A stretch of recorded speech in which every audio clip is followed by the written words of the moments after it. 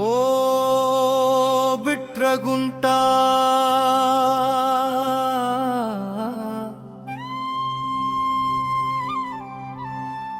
ఏమైందమ్మా నీకు?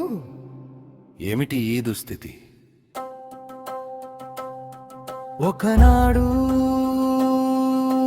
పెద్ద పెద్ద క్వార్టర్లతో ఇంగ్లీషు దొరల ఆవాసమై లిటిల్ ఇంగ్లాండ్గా వెలిగిన నువ్వు ఆంగ్ల విద్య వెలుగుల కోసం ఇంగ్లీషు మీడియం పాఠశాలలు పేరెన్నికగన్న కల్బుల వాతావరణంతో బిలియర్డ్స్ టేబుల్ల సందడి కార్మికుల ఆహ్లాదం కోసం రైల్వే ఇన్స్టిట్యూట్ వైభవం భూలోక స్వర్గంలా మెరిసిన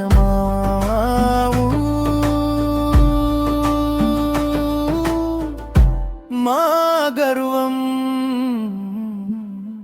మా బిట్రగుంట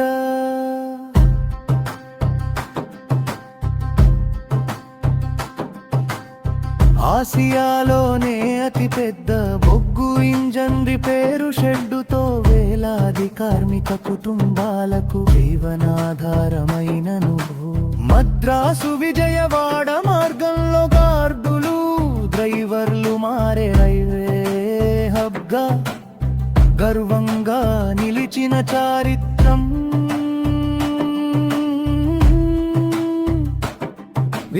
విశ్వనాథరావుపేట ఇబ్రహీంపేట బోగోలు బజారు సందడితో షెడులో రిపేరు మోత శబ్దాలతో కళకళలాడిన రోజులు కార్మికుల పిల్లల విద్య కోసం తెలుగు మీడియం పాఠశాల వెలుగు అదివో స్వర్ణయుగగా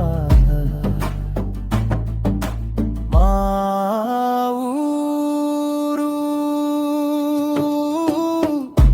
మా గర్వం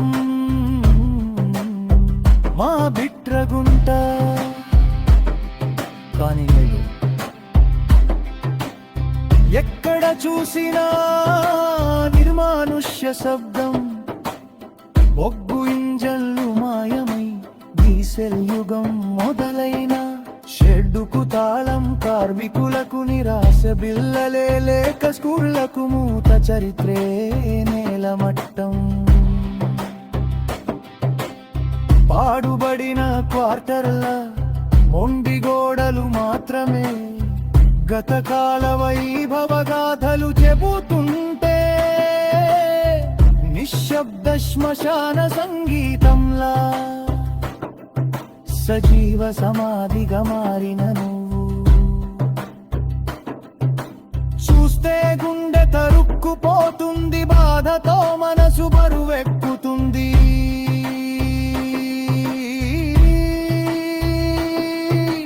మా బంగారు భవిష్యత్తుకు బాటలు వేసిన తల్లి తల్లి మించిన బంగారు తల్లి నీ దుస్థితి చూసి కోపం కట్టలు తెంచుకుంటోంది. ఎందుకు ఈ దుస్థితి అని గొంతెత్తి అడగాలనిపిస్తుంది. డీజిల్ విద్యుత్యుగం వస్తుంటే బొగ్గు ఇంజన్ నయుడు మగసిపోతుంది. ముందస్తు జాగ్రత్తలు తీసుకొని ప్రజాప్రతినిధుల నిర్లక్ష్యం రైల్వే అధికారుల అలసత్వం అవే నీ వైభవాన్ని బలి తీసుకున్నాయి కదూ. మా బిట్రగుంట నీ పునరుజ్జీవన గాథ మళ్ళీ రాయగలమా?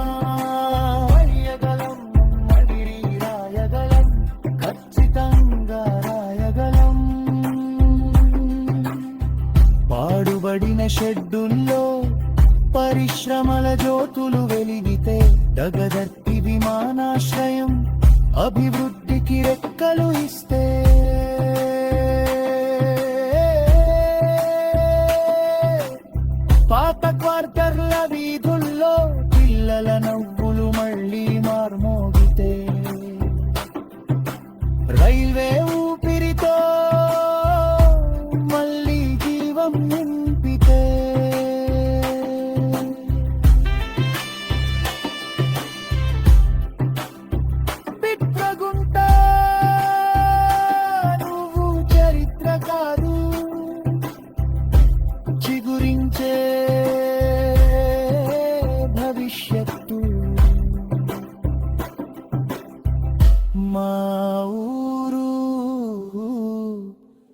మా గర్వం మా బిట్రగుంట